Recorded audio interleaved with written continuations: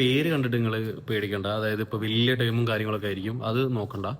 ഞാൻ പറയുന്നത് എന്താണെന്ന് വെച്ചാൽ ഈ ഒരു ടേം, അതായത് ടോട്ടൽ അഡ്രസ്ബിൾ മാർക്കറ്റും RFM, റിയലിസ്റ്റിക് ഫസ്റ്റ് മാർക്കറ്റും. അപ്പോൾ ഇതെന്താണെന്ന് വെച്ചാൽ ഇത് എന്തിനാണ് ശ്രദ്ധിക്കേണ്ടതെന്ന് വെച്ചാൽ ഇപ്പോൾ നിങ്ങൾ സ്റ്റാർട്ട് ചെയ്യുന്ന ഒരാളൊക്കെ ആണെങ്കിൽ, ഒരു ഓണ്ടർപ്രണർഷിപ്പ് സ്റ്റാർട്ട് ചെയ്യുകയാണെങ്കിൽ, നമുക്കിപ്പോൾ ഒരു പ്രൊഡക്റ്റ് ഉണ്ടെങ്കിൽ അല്ലെങ്കിൽ നമുക്കൊരു സർവീസ് ഉണ്ടെങ്കിൽ നമ്മൾ ആ ഒരു കസ്റ്റമർ സെഗ്മെൻറ്റ് മൊത്തം എടുത്തു എന്ന് വിചാരിക്കുക. ഇന്ത്യ മൊത്തം കൊടുക്കാൻ പറ്റിയ സാധനം എന്ന് വിചാരിക്കുക.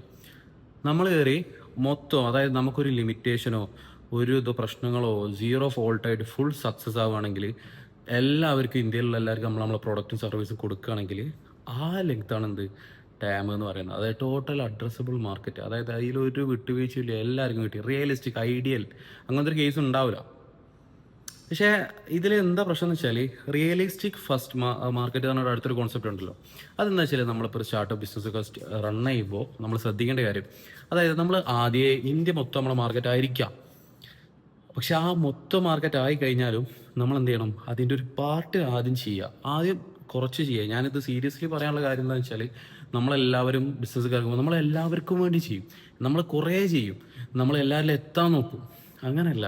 ഇപ്പോൾ ടെസ്ല ഇറങ്ങിയ സമയത്ത് ഇതേപോലെ തന്നെ എലോൺ മസ്ക് ചെയ്തൊരു പരിപാടി എന്താണെന്ന് വെച്ചാൽ, ആദ്യം ഒരു ടെസ്ലിൻ്റെ ഒരു കാർ ഇറക്കിയിട്ട്, 1 കോടിൻ്റെ കാറാണ് അത്, ഇറക്കിയിട്ട് 3000 പേർക്കേ വിറ്റിട്ടുള്ളൂ.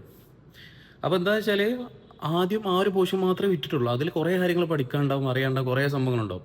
അപ്പോൾ ഞാൻ പറയുന്നത് ചിലപ്പോൾ നിങ്ങൾ ഇൻവെസ്റ്റ്മെൻ്റ് ഒക്കെ ചെയ്ത് തുടങ്ങുന്ന ചില ബിസിനസ് ആയിരിക്കും. അപ്പോൾ അതിൽ കയറിയിട്ട് എല്ലാവർക്കും പാട്